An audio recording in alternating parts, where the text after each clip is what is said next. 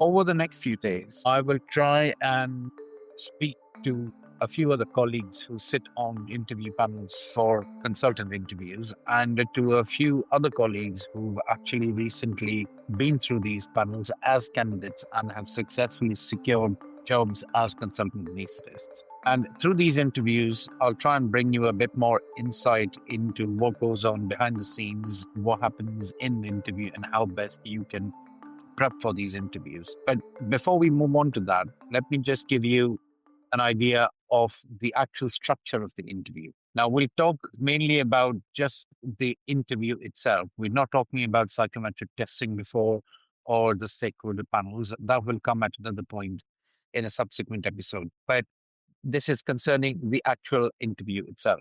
So, when you come for an actual consultant interview, you will have the duration. You can expect it to be anywhere between half an hour to an hour.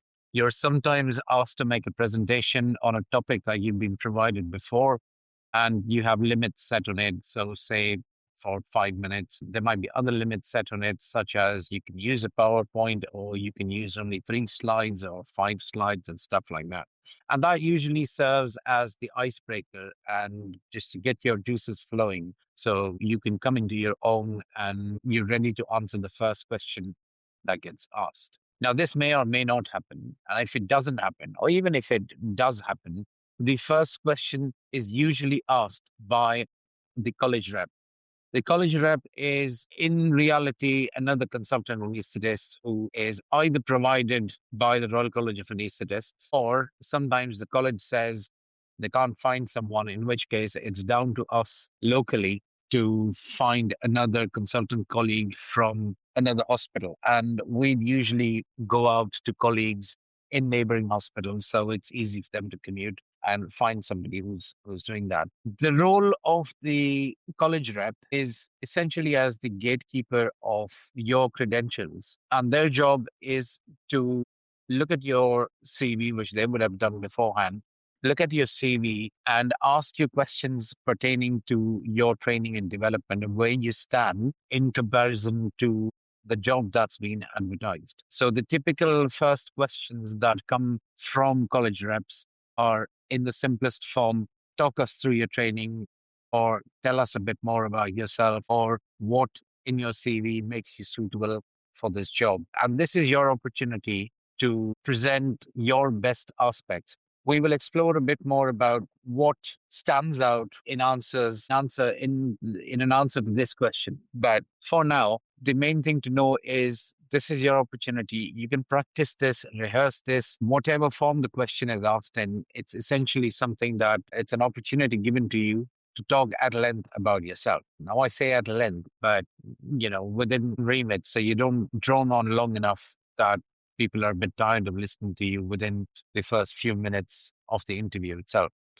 So, anyway, moving on from that, there's then a string of other questions. Now, this whole interview panel is led by someone called the non executive director. So, in a hospital, NHS trust, typically, there will be a board of directors which consists of the executive directors and the non executive directors.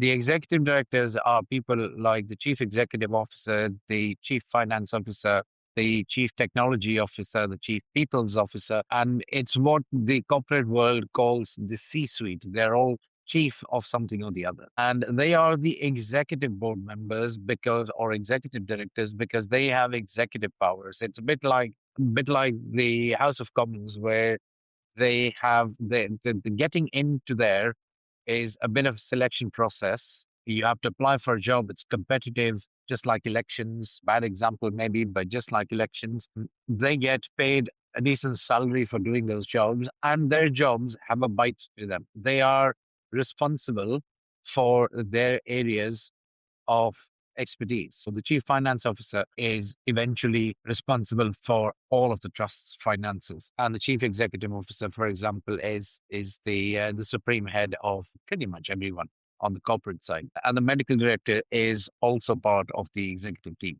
So the non-execs, however, are people usually from other industries. Sometimes they may be health as well, or other industries where they have been in high positions in these organizations, and they usually have a fair bit of credibility. If you Google them or look them up on LinkedIn, you will see that they're people who come from companies like BP or British Telecom or somewhere in the industry where they've held relatively high positions and have done what these guys as the executive directors are now doing. But as the non-executive directors of an NHS trust, they hold the executive team to account and are essentially, you can look at them as the so-called softer part of the board, but they're the ones who would be questioning the executive team. So the non-executive director is usually the chairperson, well, one non-executive director, there are many non-executive directors. One of them will usually be the chairperson for the AAC or the Advisory Appointments Committee, as it's called. So when you first go in, before your introduction, before your presentation, and before you get asked the first question, the non-exec usually introduces themselves and allows the other people in the panel to introduce what they introduce themselves and tell you what they do. And you will have met some of those people, most of those people, and perhaps even worked with some of them. So the non-exec is the chair, and I was saying that the first question from the college rep about tell us about yourself, etc. And then the questions come through one after the other from the other members present in the interview panel. They will all ask you questions. So people from your specialty may ask you questions about related to their specialty. The managers in there, there might be another couple of people from the executive team, the chief finance officer, chief people's officer, the chief exec, um, medical director, obviously, or their representative. And the questions will vary across the spectrum of trust values. So trust values, you're not expected at this stage to, be able to just recite out what the trust values are. It's more a question of they might ask you, so let's say the trust value, one of our trust values could be include, which means you're trying to promote inclusiveness. So they might ask you a question about inclusiveness, which might be give us an example of a time where you came across a situation where someone felt included or didn't feel included, or what do you understand by inclusiveness? And answers like that are best illustrated with an example, which again we'll talk about at a later date. In essence, short summary, you go around, the questions get asked. At the end, you get an opportunity to ask a question which you may do if you like to, and they'll thank you, and then you go away and expect to get a phone call one way or the other, either the same day or the following day. So that's that in summary, very quickly, about what the consultant interview involves. And we'll go into the details of this in many different parts, including speaking to people who've been on both sides of the fence for these interviews. See you in the next episode.